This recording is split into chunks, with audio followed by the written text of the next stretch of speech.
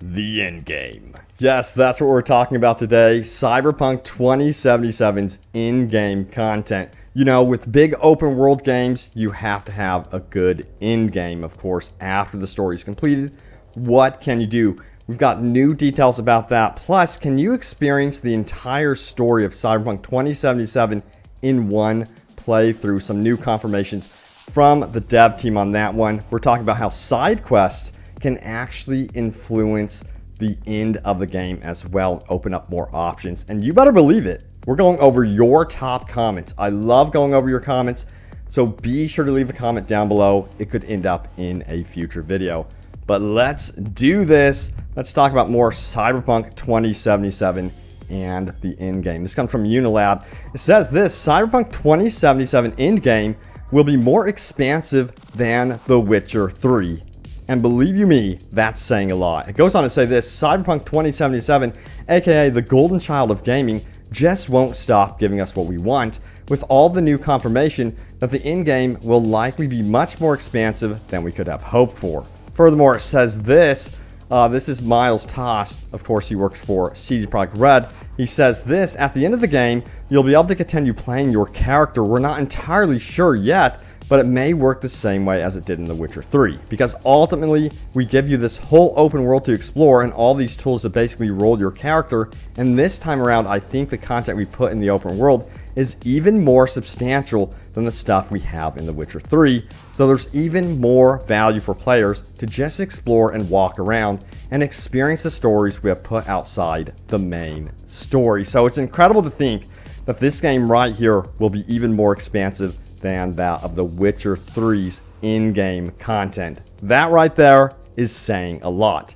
Now, furthermore, it says this: logging yourself out because you finished the game and then having to restart to be able to freely play the open world doesn't really sound like an enjoyable experience to me personally, and that's why I see us doing it in a similar way to The Witcher 3. So yeah, it's going to be a similar experience to The Witcher 3, and it's also been confirmed that yes, there's going to be a New Game Plus offering for Cyberpunk 2077. So CD Projekt Red offered rather vague comments about Cyberpunk 2077's New Game Plus, stating earlier that they were still understanding how to implement the game mode without being inconsistent with the story. Furthermore, it says, what I can tell you is that we are looking for a suitable idea to implement the New Game Plus, said producer Richard Borzymowski in August. We are looking for a way to make sure you are able to keep your progression while at the same time being able to take a different path to see the hidden parts behind your choices. So replay value is a big deal in this game. But the big question is, can you experience the core storyline without multiple playthroughs? That's going to be a big question right there. And that was asked right here. Will the replay value be like The Witcher 2, for example, to where you have had to play the game twice in order to get the full experience, or can you see everything in one swing? This was the answer. I think it's going to be way more. I think you need to play the game a few times. You're really going to have to track your choices to fully experience everything the game has to offer. Like in one playthrough, you'll definitely get the core of the game, but to see everything, I think it's impossible unless you decide to play it a few times. I think you'd have to be pretty disciplined to always pick options that you didn't before, like different builds, different life paths, different choices, let alone character customization. I don't even know how you track that. So yeah, the game is going to be absolutely big, and it's almost like there's infinite variables there with a game like Cyberpunk 2077. In fact, I think people are going to be playing this over and over for years to come down the road, honestly. It's going to be like a Fallout type experience, or a Skyrim, for example. Alright, but what about those side quests, and how will they influence the actual in-game of Cyberpunk 2077? Well, very good question. That was this question right here. It says, there was a recent news article under comment about how you don't have to finish the main quest to finish the game. Is it possible for you to expand upon that? Is it how people are assuming? How it's like how you play out your side quests and you get an early ending? Is it a lot simpler than what people are assuming? And this was the response from CD Projekt Red. They go on to say this: I would love to clarify on that, I really would, but I'm afraid I'd make headlines anyway. Yeah, nowadays it's difficult without the internet running wild on it. It is correct from what I stated in that interview, but it depends on the definition you're using for what is the side quest and what is the main quest. That's the whole problem. The gist of what I said is, when you decide to do side content, it opens up new paths that allow you to finish the game in more ways that were previously closed for you, and that's really the gist of it. I tried to explain it the best I could to the journalist, who mostly understood what I meant, but some wording wasn't completely precise and was Google translated in different ways. Some people understand it correctly, and some people obviously started to really stretching it all over the place. At that point, when I try to clarify, it creates even more confusion, so sometimes I don't prefer to comment on it further. So I'd rather not make a mess and cause further confusion. It's difficult at times to explain some things in simple terms due to the complexity of our systems.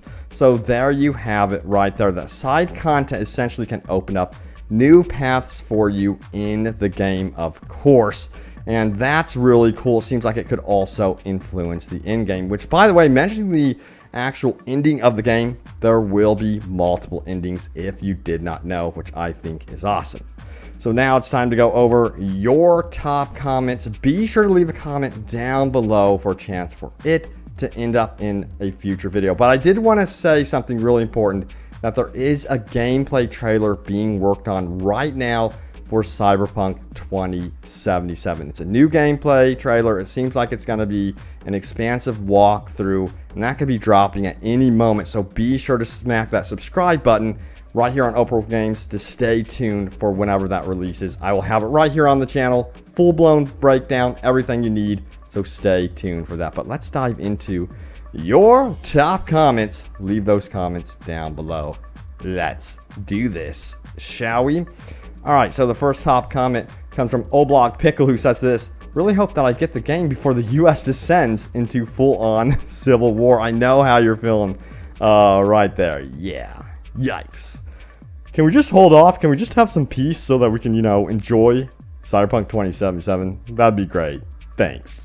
All right, next comment comes from Young Saint 16, who says this: CD Projekt Red, I present to you Cyberpunk 2077. Everyone, wow, when will you release it?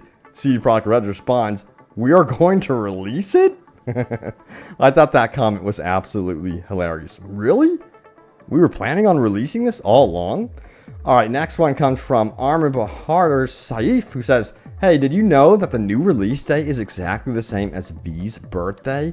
Really? I did not know this, and I thought this was a really cool finding. So maybe, just maybe, this is a good luck charm that the game will actually release on December 10th. Let's cross our fingers that that's actually giving that release date some good luck right there. And then Lewd Pudding says this: finally, Cyberpunk 2077 news that isn't depressing. Yes, I hear you, man. It's always good to have good news about Cyberpunk 2077. So honestly, my personal take on this whole delay thing is that yes, it sucks, but I feel like it's going to be temporary, a temporary pain, and then the game will release and people will just, I think they're going to absolutely love it. From what I'm hearing and from what I'm personally seeing with this game, I think it's going to be something else and something very, very special, because it is a CD Projekt Red experience and I can't freaking wait for it. But that's my personal take on that one. But thank you all so much for watching. Stay tuned for more Cyberpunk 2077 news, and I will see you next time. Take care.